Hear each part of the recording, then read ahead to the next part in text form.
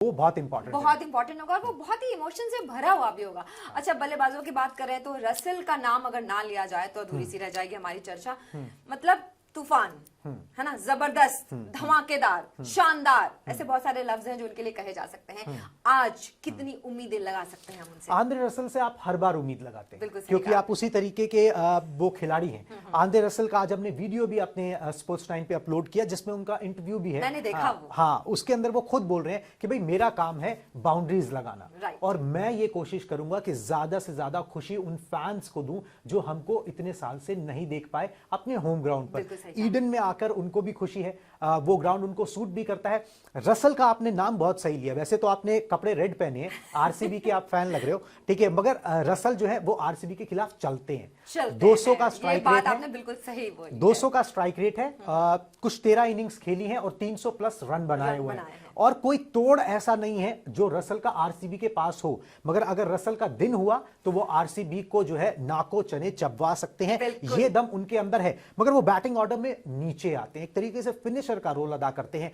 Russell तक आते आते बात जो है ना वो बिगड़नी नहीं चाहिए। आपको ऊपर से स्टार्ट मिले, मिडिल ऑर्डर ठीक ठाक परफॉर्म करे, रसल को आखिरी 5-6 ओवर मिले ताकि वो आके धूम धड़ाका कर सके, ज्यादा से 7 ओवर। मगर अगर ऊपर से विकेटें जल्दी गिर जाएंगी जैसा पिछले मैच में हुआ तो फिर मुश्किल होगी यहां पर रसल को भी, क्योंकि हमने पिछले मैच में भी देखा कि वो उस प्रेशर में फिर बंदा क्रम्बल करता है। 35 या 36 रन उन्होंने पिछले मैच में बनाए थे, अच्छे नजर आ रहे थे, निक में नजर आ रहे थे। प्रैक्टिस करते हुए उनके विजुअल्स आए, वो भी हमने स्टोरी में लगाए हैं स्पोर्ट्स टाइम पे जो अपलोड किए। वहां पर भी उनके बल्ले से जो आवाज निकल रही है, बल्ले से जो खनक निकलती है ना बल्लेबाज की जब बॉल लगती है, उसका एक अलग ही मजा होता है और उससे पता लगता है कि वो कितने फॉर्म में है। तो मुझे लग रहा है कि अच्छे निक में है रसल, उनका बेहतर इस्तेमाल किया जा सकता है, उस पर भी हम चर्चा करेंगे। पिछली बार उनसे गेंदबाजी नहीं करवाई गई थी, तो वो आज मुझे भी ऐसा लग रहा है कि उनका इस्तेमाल दिग्गजों के खिलाफ जरूर किया जाएगा। खैर उसके बारे में आगे चर्चा करेंगे। अगर रसेल की बात कर ली है तो एक और बल्लेबाज हैं जो कमतर तो नहीं है किसी से, मतलब उनको भी विस्फोटक नाम दिया जा सकता है ना, सुनील नरेन की अगर बात करें तो आज उनका भी चलना उतना ही जरूरी है, बहुत ही ज्यादा जरूरी है बल्कि ये कहूंगी। देखिए ये दोनों वेस्ट इंडियन जो है ना, ये केकेआर की जान है, ठीक है, क्योंकि ये क्या है, दोनों ऑलराउंडर्स हैं, गेंद और बल्ले दोनों से मैच पलट सकते हैं, ठीक है। सिर्फ ऐसा नहीं है कि भाई ऑलराउंडर हैं जो कि बल्लेबाजी कर सकता है और गेंदबाजी भी कर सकते हैं, मैच अपने दम पर जिता सकते हैं, मैच को पलट सकते हैं, तो ये केकेआर की जान है। केकेआर की बैटिंग की अगर हम बात कर रहे हैं, अगर आप टॉप 5 देखोगे तो उसके अंदर कोई मार्की खिलाड़ी आपको नजर नहीं आएगा, मतलब कि कोई भारी नाम, कोई इंटरनेशनल लेवल पे अपने आप को साबित कर चुका नाम, कोई बहुत ऐसा नाम जो कि बहुत एक्सप्रेसिव हो, इस तरीके का नाम नजर नहीं आएगा। क्योंकि श्रेयस अय्यर नहीं है तो वो ऊपर का टॉप 5 जो है थोड़ा सा हल्का नजर आता है। मगर T20 के अंदर वो हल्के भारी का फर्क जो है तब मिट जाता है जब आपके डोमेस्टिक खिलाड़ी अच्छा करने, और अच्छे करने की कोई डेफिनेशन जो है T20 के अंदर साफ है कि आप चाहे 10 गेंदें खेलो मगर 25 रन बना के चले जाओ। तो वो डेफिनेशन अगर उस डेफिनेशन पे टॉप 5 भी खड़े उतरते हैं तो फिर वो काम बन जाएगा, बाकी की वो ऑलराउंडर संभाल लेंगे। मगर जो 2 नाम आपने लिए, Sunil Narine, Andre Russell, KKR, इन पे बहुत डिपेंड करती है और बहुत जरूरी है आज उनका अच्छा खेलना, क्योंकि आपने जैसे बोला केकेआर की टीम अच्छी है, अच्छी लगती है, लेकिन पता नहीं क्यों उनका जो टॉप ऑर्डर है मतलब उसका थोड़ा स्ट्रांग होना बहुत जरूरी है, क्योंकि इन दोनों के खिलाड़ियों के कंधे पे काफी दारोमदार आज टिका हुआ है। फिर हम बात कर लेंगे अगर कैप्टन साहब की, नीतीश राणा की, तो अभी तक उन्होंने सिर्फ 3 इंटरनेशनल मैचेस खेले हैं और उनके ऑपोजिट में है जो कि 200 से भी ज्यादा इंटरनेशनल मैचेस खेल चुके हैं फाफ की। तो आपको क्या लगता है, नीतीश राणा थोड़े घबराए होंगे या फिर आपको लगता है कि रसेल और नरेन की वजह से उनके अंदर वो कॉन्फिडेंस बढ़ा हुआ होगा? देखो युवा खिलाड़ी है, कप्तानी मिली है, उन पर बात करते हैं, मगर इससे पहले व्यूअर्स को प्लेइंग 11 का अपडेट दे देते हैं। प्लेइंग 11 आ गई है। कोलकाता नाइट राइडर्स की प्लेइंग, पहले बल्लेबाजी उनको करनी पड़ रही है टॉस हारकर। उनका प्लेइंग 11 बता दे, मनदीप सिंह और रहमानुल्लाह गुरबाज जो पिछले मैच में भी जिन्होंने ओपनिंग की थी। रहमानुल्लाह गुरबाज जो है विकेट कीपर है, अफगानिस्तान के हैं, विस्फोटक ओपनर माने जाते हैं। उसके बाद नंबर 3 पर Nitish Rana captain, Rinku Singh, Andre Russell, Shardul Thakur, Sunil Narine, Suyash Sharma, Tim Southee, Umesh Yadav, Varun Chakravarthy. यहां पर जो है अनुकूल रॉय को इस बार जगह नहीं मिली है। रिंकू सिंह को खिलाया गया है, शार्दुल ठाकुर है, सुनील नरेन है, टिम साउदी, उमेश यादव, वरुण चक्रवर्ती। तो 2 स्पिनिंग यहां पर ऑप्शन हो गए आपके, सुनील नरेन और वरुण चक्रवर्ती। साथ में तेज गेंदबाजी में टिम साउदी, उमेश यादव और आंद्रे रसल उनका साथ देंगे। बाकी सारे आपके बल्लेबाज हैं। घुमा फिरा के बात वही है जो हमने अभी करी कि उनके ऑलराउंडर्स उनकी जान है। डोमेस्टिक प्लेयर्स को अच्छा करना होगा, उनके जो कोच हैं चंद्रकांत पंडित, जिनको बहुत माना जाता है, बहुत उन्होंने टीमों को जो है रणजी में चैंपियंस बनाया है, ओवरऑल किया है, थोड़ी थ्योरीज भी उनकी अलग है, सोचने का नजरिया अलग है, गेम को देखने का नजरिया अलग है। देखते हैं कि वो अब क्या नया लेके आते हैं। इंप्लीमेंट तो देखिए कोच चाहे जितना भी कर ले, वो कैप्टन को करना पड़ेगा।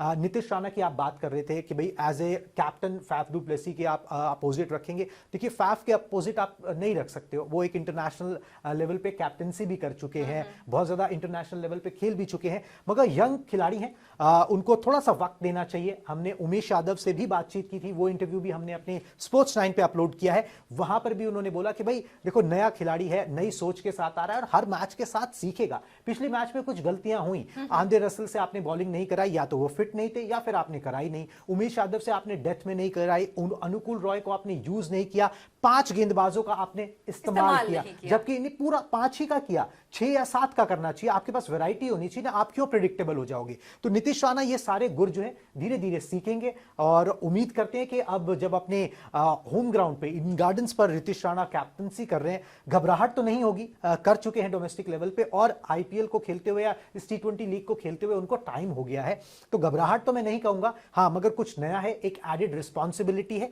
जिसको निभाना है और उसमें कोई भी सीख के पैदा नहीं होता कप्तानी, वो आप धीरे धीरे सीखते ही हो। जितनी जल्दी आप ग्रास्प कर सकते हो उतने बेहतर आप कप्तान बन जाओ। बिल्कुल सही बात है। अब देखिए बैटिंग की भी बात हो गई और बैटिंग लाइनअप की भी बात हो गई केकेआर की, तो एक बार ईडन गार्डन की बात करनी होगी। मतलब मुझे ऐसा लगता है कि वो ना एक वेन्यू नहीं है, वो एक ग्राउंड नहीं है, वो एक इमोशन है क्रिकेट प्लेयर्स के लिए, क्योंकि हमेशा से जो बंगाल के फैंस रहे हैं वो आउट ऑफ द बॉक्स रहे हैं, क्योंकि वो खेल प्रेमी कहे जाते हैं कि मतलब जैसे लॉर्ड्स की बात करें, सिडनी की बात करें, अगर इंडिया में किसी ग्राउंड की बात की जाएगी तो ईडन गार्डन की बात की जाएगी। वो बड़ा सा मैदान है ना, मतलब बचपन की गूज बम्स आ जाते हैं उसके बारे में सुन के, वो चौके छक्कों की बरसात। क्या आज वही मैच देखने के लिए मिलेगा व्यूअर्स को?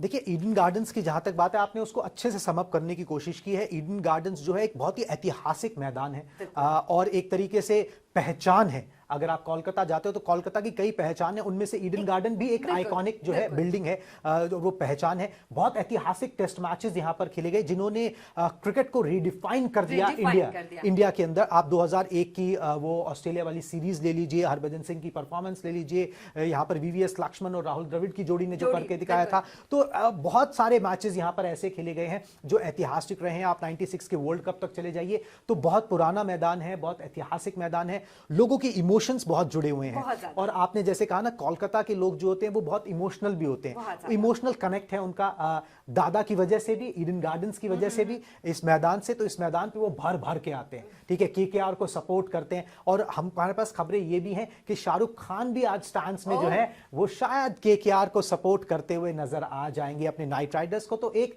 हौसला, एक जोश, एक जुनून, वो एक अलग लेवल पे जाता है, क्योंकि शाहरुख खान सिर्फ बैठते नहीं है, वो उछलते हैं, कूदते हैं, शोर मचाते हैं, अंदाज दिखाते हैं, वो चावर है वैसे भी। बिल्कुल बिल्कुल, वो अपना अंदाज दिखाते हैं स्टैंड से, अपनी टीम को जो है वो अपना सपोर्ट दिखाते हैं। और टीम भी जो मोटिवेटेड रहती है कि भाई वो जोश जो है, जो बाहर ओनर में दिख रहा है, जो स्टैंड्स में आपको जो लोग बैठे हैं उनमें दिख रहा है, वो जोश जो है फिर वो खून में बहता भी है उन खिलाड़ियों के जो वहां पर परफॉर्म कर रहे हैं। इसीलिए मैं आपको एक स्टैट बता दूं, यहां पर व्यूअर्स को भी ये जानना जरूरी है कि कुल जो है 10 मैचेस जो है यहां पर खेले गए हैं ईडन गार्डन्स पर आरसीबी और केकेआर के बीच में, और 6 बार जो है वो केकेआर जीती है, क्योंकि वो इमोशंस रन हाई करते हैं आपके ऊपर कि आप जो है फिर एड्रेनल रश होता है ना? बिल्कुल, आप मैच हारना नहीं चाहते, किसी कीमत पे नहीं हारना चाहते, क्योंकि अगर आप अपने घर में अपना गढ़ ही लूज कर दोगे तो फिर उसके बाद आप कहां जाओगे। मतलब ये 2014 में ये टीम चैंपियन बनी थी, 2 बार की चैंपियन रह चुकी है, 2021 तक फाइनल तक पहुंची थी।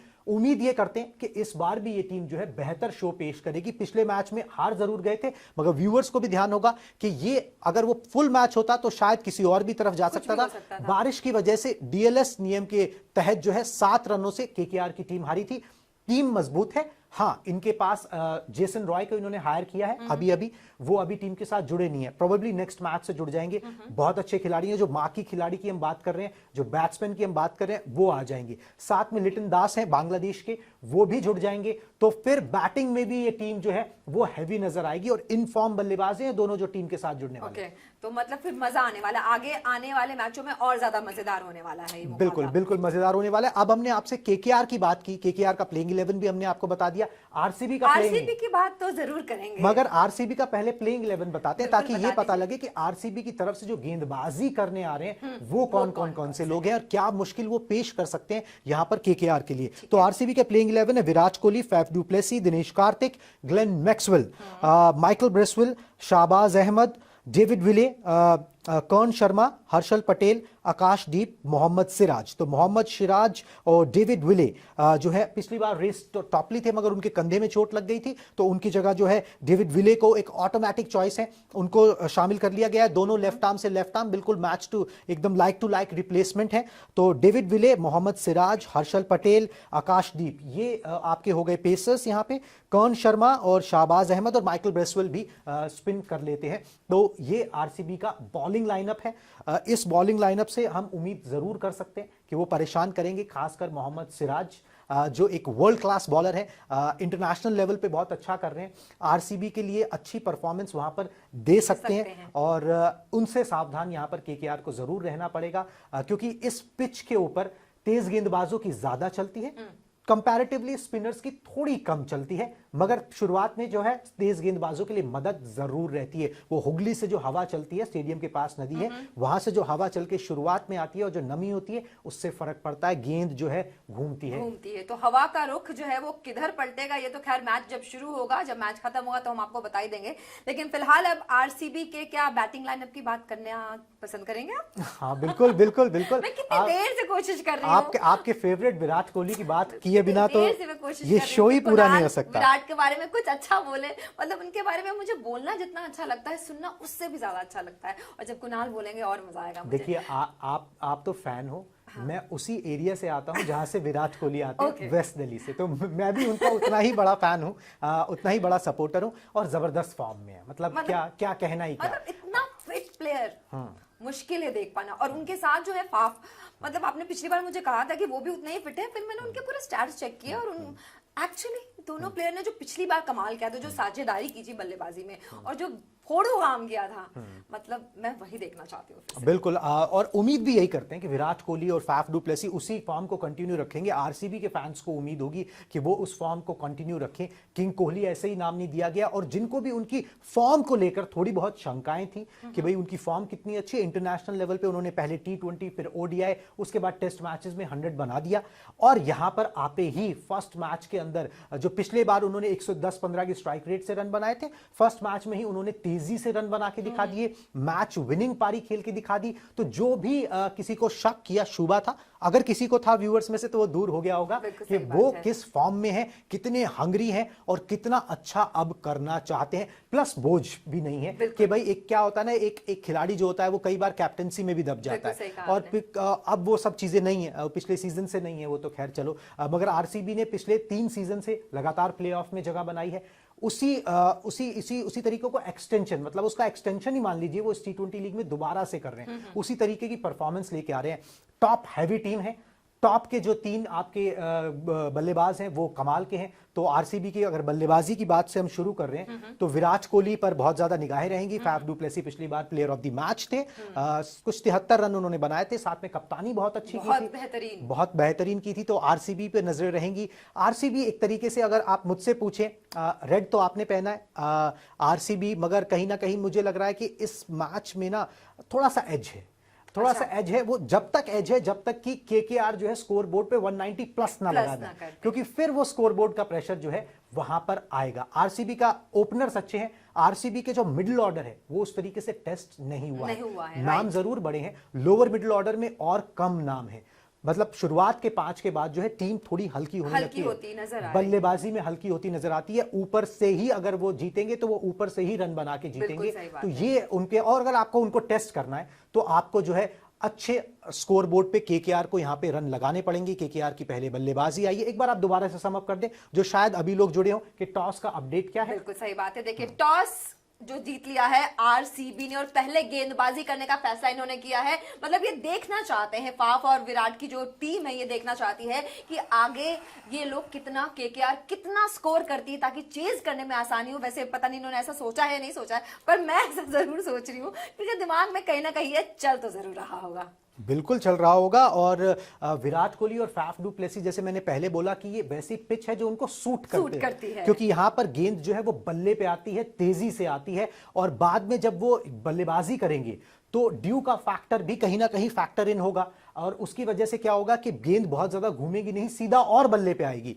तो वो पसंद करते हैं कि भाई वो एक तरीके से स्ट्रोक मेकर्स हैं कि गेंद जो है बल्ले पे आए, फंस के ना आए, टू पेस्ट विकेट ना हो। तो ये वो कोशिश जरूर करेंगे। मगर एक इस बड़ी लड़ाई के अंदर एक मैं आपको और बात बता दूं जो व्यूअर्स भी शायद बहुत सारे लोग जानते होंगे, बहुत सारे लोग शायद ना जानते हो, कि जैसे एक राइवलरी देखने को मिलती है कि भाई बैंगलोर और चेन्नई के बीच में जो है वो जब मैचेस होते हैं, सदर्न डर्बी जिसे कहते हैं, ठीक है, जब आप एक ये राइवलरी यहां पर भी है, उस लेवल की नहीं है मगर छोटी है, केकेआर वर्सेस आरसीबी की। और ये राइवलरी बहुत पुरानी है, कई ऐतिहासिक मैचेस इन्होंने आपस में इस टी20 लीग में खेले हैं। कभी कोई किसी का पलड़ा भारी रहा है, कभी किसी का रहा है। आरसीबी का मोटा ज्यादातर नहीं रहा है, केकेआर ने उस तरीके से परफॉर्म किया है। मगर वो खिलाड़ी भी उस जमाने में थोड़े से अलग हुआ करते थे, टीम भी थोड़ी डिफरेंट हुआ करती थी।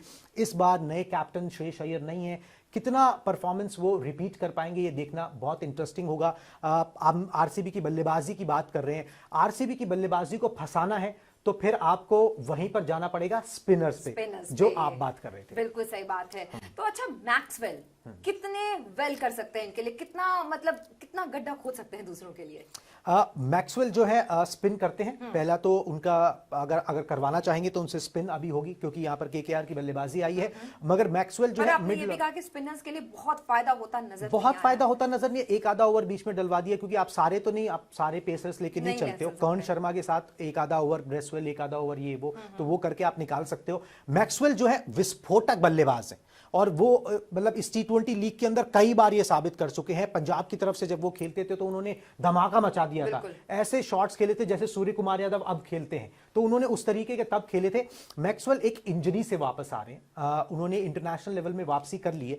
उस तरीके से परफॉर्मेंस इंटरनेशनल लेवल पे नहीं दिखा, मगर फिर भी ठीक ठाक है।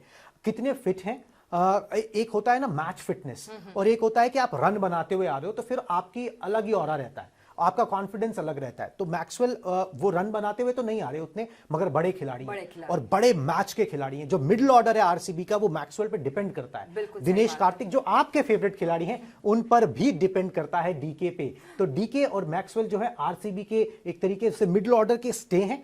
अगर ऊपर से कोई विकेट गिरता है तो इन्हीं पे दारोमदार आता है कि फिर ये वहां से खींचे मैच को। और डीके से बेहतर ईडन गार्डन्स को और कोलकाता नाइट राइडर्स को कोई नहीं जान सकता, क्योंकि डीके ने केकेआर में बहुत वक्त बिताया, कप्तान भी रहे हैं केकेआर के। सही कहा आपने, बिल्कुल सही कहा आपने। अच्छा, मेरे मन में एक बिल्कुल बहुत छोटा सा डर है, हो सकता है कि जो विराट के फैंस हो उनके भी मन में हो, तो विराट के फैन होने के नाते तो ये पूछना बनता है मेरे लिए। बिल्कुल, विराट, फाफ, मैक्सवेल, मतलब इनके लिए एक वर्ड कह सकते हैं कि लाजवाब, है ना?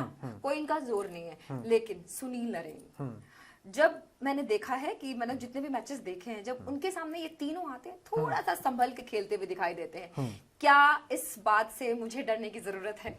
बिल्कुल डरने की जरूरत है। जैसे मैंने पहले ही थोड़ा सा हिंट दे दिया था कि इस बड़े मुकाबले के अंदर एक मिनी फाइट भी देखने को मिलेगी। ट्रम्प कार्ड सुनील नरेन और वरुण चक्रवर्ती हो सकते हैं केकेआर के लिए, अगर उनको बांधना है या फंसाना है कि यहां पर आरसीबी के बल्लेबाजों को, क्योंकि दो चीजें हैं। एक जो स्पिनर्स का इकोनॉमी रेट है, मतलब वो ज्यादा रन नहीं देते हैं, विकेटें उतनी नहीं मिलती है मगर ज्यादा रन नहीं देते हैं स्पिनर्स। मिस्ट्री स्पिनर हैं, अच्छे स्पिनर्स हैं दोनों, एक्सपीरियंस है। दूसरा, जिन तीन बल्लेबाजों की आपने बात करी उनके पिछले 2-3 सीजन जो है वो स्पिनर्स के खिलाफ स्ट्राइक रेट उतना ज्यादा नहीं रहा है, मतलब कि स्पिनर्स के खिलाफ वो बहुत आक्रामक नहीं रहे हैं, विकेट भी गंवाए हैं और रन भी कंपैरेटिवली कम बनाए हैं। मतलब विराट का रिकॉर्ड उमेश यादव के खिलाफ बहुत अच्छा है, मगर सुनील नरेन के खिलाफ अच्छा नहीं है, खराब ही कहा जाएगा। तो आप ये देख सकते हो कि अगर यहां पर स्कोर बोर्ड पर केकेआर रन लगा देती है तो फिर केकेआर पावर प्ले में ही सुनील नरेन का इस्तेमाल कर सकती है, वरुण चक्रवर्ती का इस्तेमाल कर सकती है कि भाई यहां पर थोड़ा सा मोमेंटम तोड़ा जाए, थोड़ा सा कुछ हटके किया जाए, आउट ऑफ द बॉक्स सोचा जाए और इन दो बल्लेबाजों को जो फॉर्म में चल रहे हैं इनके सामने एक डिफरेंट चुनौती पेश की जाए। इनके बल्ले पे जो है गेंद सीधा ना आए, फंस के आए, थोड़ा स्पिन होके आए, थोड़ा सा रुक के आए। उनका दिमाग जो है भटकाने की जरूरत है। बिल्कुल बिल्कुल, एक मोमेंटम तोड़ने की जरूरत है। जो मुंबई के साथ उनका मोमेंटम बन गया उसको वह मोमेंटम तोड़ने की जरूरत है, कुछ डिफरेंट करने की जरूरत है। और उसके लिए ये तीनों भी जानते हैं कि सुनील नरेन का इस्तेमाल किया जाएगा या वरुण चक्रवर्ती का इस्तेमाल किया जाएगा। ये दोनों इंपॉर्टेंट रहेंगे जब आरसीबी की बल्लेबाजी आएगी और केकेआर को उन्हें कंटेन करना होगा।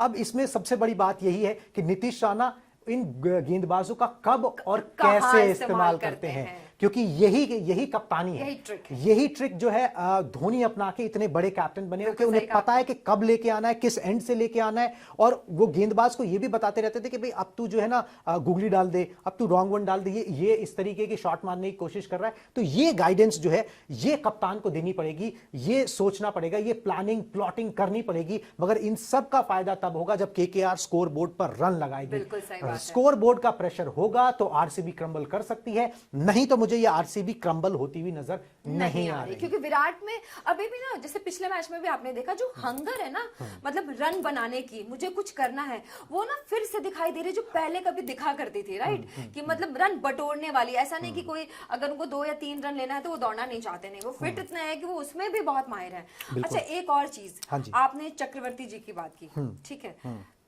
बहुत अच्छा खेले वो, और उनको विराट ने T20 में खिलाया भी। लेकिन धीरे धीरे जैसे कि उनके जो विकेट्स लेने की जो संख्या थी वो काफी कम होती चली गई, और अब उनका प्रदर्शन इतना अच्छा तो नहीं माना जाएगा जैसा वो कभी हुआ करते थे। तो क्या लगता है आपको कि क्या वो फिर से वापस आएंगे अपने पुराने फॉर्म में जिसके लिए माने जाते थे? वो क्यों नहीं आ सकते, क्यों नहीं आ सकते? एक मैच लगता है, बड़े अग्रेसिव होके खुनाले वाला, क्यों नहीं आ सकते?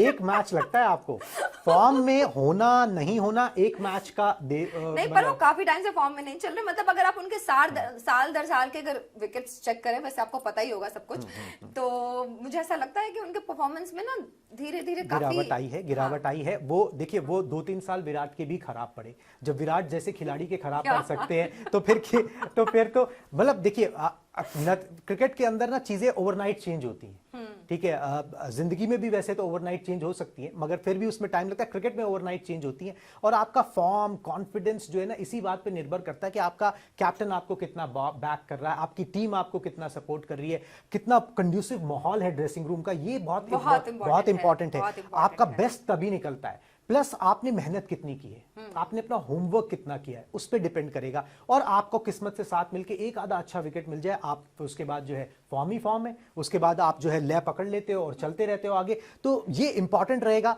मतलब मैं इस फाइट के लिए ये मैच जरूर देखना चाहूंगा कि आरसीबी के जो टॉप ऑर्डर के बल्लेबाज हैं वो उन स्पिनर्स सुनील नरेन और वरुण चक्रवर्ती के खिलाफ किस तरीके की परफॉर्मेंस करते हैं। इससे ये भी इवेल्युएट करने में आपको फायदा मिलेगा कि जो विराट और फैफ ने जो करके दिखाया पेसर्स के खिलाफ या मुंबई की टीम के खिलाफ, वो कितने कॉम्पैक्ट हैं, वो सर्कल पूरा होता है कि नहीं होता। कि अगर वो स्पिनर्स के खिलाफ भी चल रहे हैं तो इसका मतलब वो सर्कल पूरा कर रहे हैं, फिर इस टीम को रोकना मुश्किल होगा। मगर अगर वो नहीं कर पा रहे तो फिर जो है एक कमजोर कड़ी है जो दूसरी टीमों को भी नजर आएगी। बिल्कुल सही बात है। और मतलब जिस तरीके की टीमें नजर आई हो, जिस तरीके से कुणाल ने एक्सप्लेन किया है, मतलब ऐसा लग रहा है कि ये मैच रोमांचक हो सकता है ना। मतलब हवा का रुख की बात की, जैसे कि वो कहावत है ना कि हवा का रुख, तो हवा का रुख यहाँ पे कुछ भी हो सकता है। राइट, और जैसे आपने बोला कि ओस भी कुछ ना कुछ अच्छा बुरा जरूर करेगा। अब बॉलर्स उसका कितना फायदा उठाते हैं और बैट्समैन कितने रन बना पाते हैं, ये तो देखने वाली बात होगी। तो एक बार फिर से जाते जाते ये भी बताना जरूरी है कि टॉस जीत लिया है आरसीबी ने और गेंदबाजी करने का फैसला लिया है, और ये चेज करना चाहते हैं, देखना चाहते हैं कि आखिर केकेआर की मजबूत दिखती हुई टीम कितने रन बनाती है। बिल्कुल, कितने रन बनाती है, और ये जो है सारे व्यूअर्स देखना चाहते हैं। मगर आपको बता दें कि आप हमसे किस किस टाइम पे मिल सकते हो। जिस दिन 2 मैचेस होंगे उस दिन 3 बजे, 7 बजे, और जब भी मैच खत्म होता है 11, सवा 11, साढ़े 11 बजे, तब हम आपके सामने हाजिर होंगे। जिस दिन एक मैच होगा उस दिन हम 7 बजे, और जब भी मैच खत्म होता है पोस्ट मैच एनालिसिस लेके आपके सामने आएंगे। अभी हमको भी इजाजत दे दिए, क्योंकि मैच हमको भी देखना है, बड़ा इंतजार इस मैच का हमको भी है जैसे आपको है। और उसके बाद सारा एनालिसिस लेके कुणाल और अलका आपके सामने फिर से हाजिर होंगे। तब तक के लिए बाय बाय।